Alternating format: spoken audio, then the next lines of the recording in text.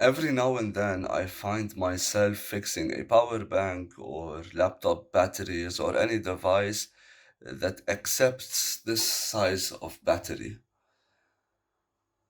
or even the normal lithium ion batteries that have the protection board, but you want to transfer the protection board and whatnot. And most of the time, they are all spot welded together with nickel strips. And when you rip the nickel strip off to replace the batteries, it's very cumbersome to solder the nickel strips because it's not gonna stick, because there's like a layer of metal which solder will not stick to unless you scratch it off. So I figured I need a portable spot welder. So I picked this one up, and it's from Kirpu. And full disclosure, I did open it yesterday and I tried it out. It's a piece of nifty equipment. So we're gonna take a look at it and put it under test to see what it's all about. So this is the operating manual. You have piece of abrasive pad. I don't know how much grit this is. All it says is DP22. But this is basically to scratch the surface that you want to spot weld on in case there is any corrosion, so that you have a clean area and you have good spot welds. These are the spot welding pens, and they are rated at 8 American wire gauge, 200 degrees Celsius, and this end is probably gold plated, and this end is just copper. This is the other one.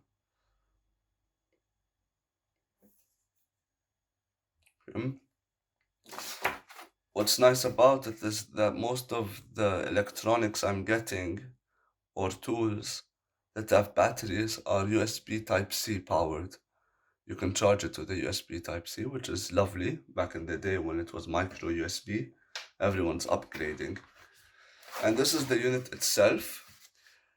First impressions, it's actually very lightweight. Lighter than I would have expected.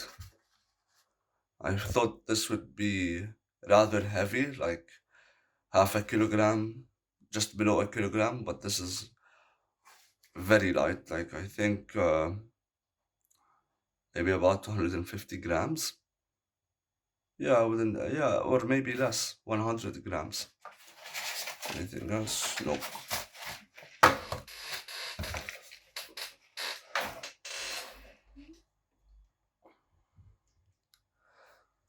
So the way this works is very simple.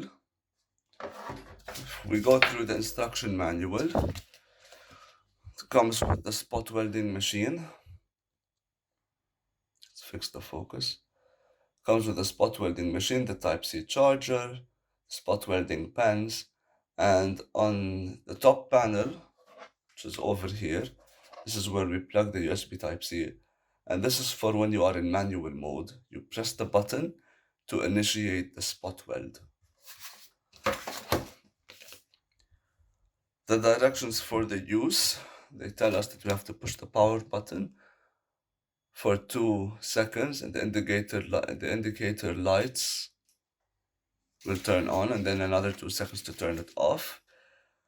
And these are the gear states.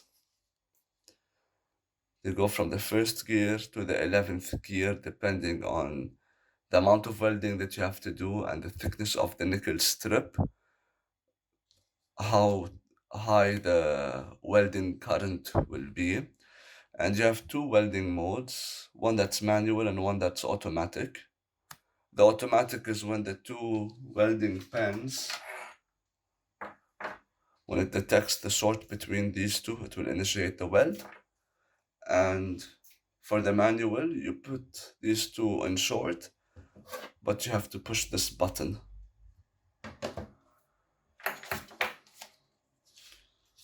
Okay. For the product parameters, goes up to 650 ampere output current, and it's designed for 1000 ampere at 4.2 volts. So the flow of current is very high, but it is at a safe voltage. So let's see. We plug these two in. And it's recommended that you plug it in and you keep it, and you don't unplug it and unplug it and plug it repeatedly, so that the connection is reliable and you have a good quality spot weld. So when we turn it on, that's the gear.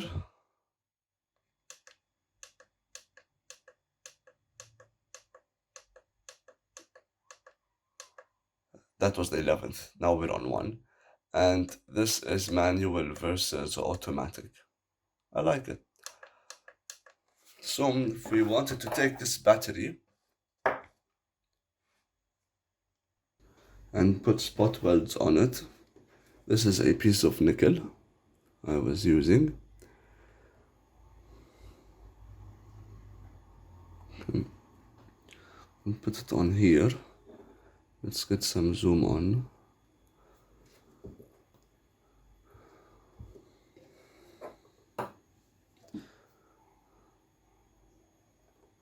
Let's see. Okay, so I'm in manual mode, automatic mode. Okay, I think it can be stronger.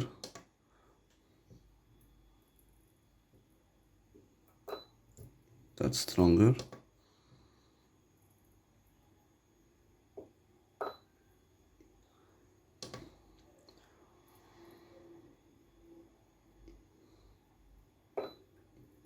That's really good. So this is the result of the spot welds.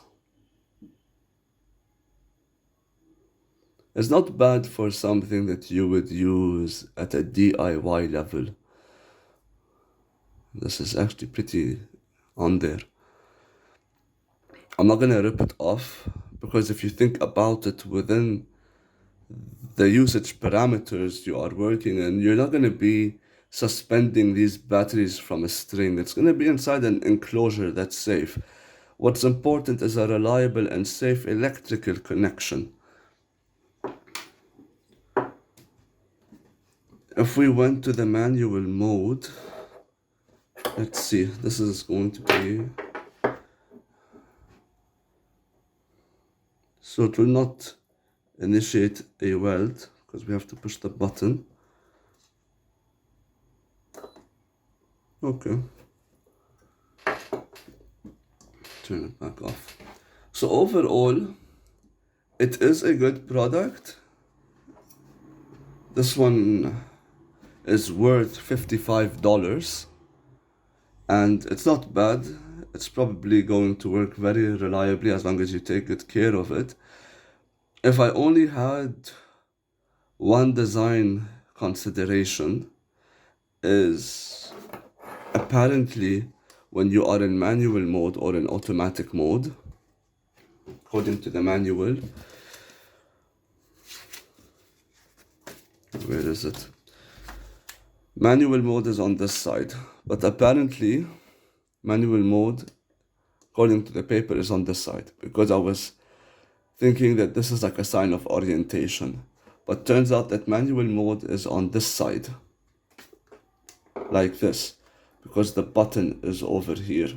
So if there was only like a sign of how the orientation should be, but it's not a big deal, it's just for a better user interface, whether you should have the device like this, or whether you should have the device like this. And you don't know which gear you are in versus the orientation. If this is the smallest gear, if this is the 7th gear, or this is the 1st gear. So the orientation is a bit confusing, but overall I like it, and it comes with everything, and it does what it's supposed to do.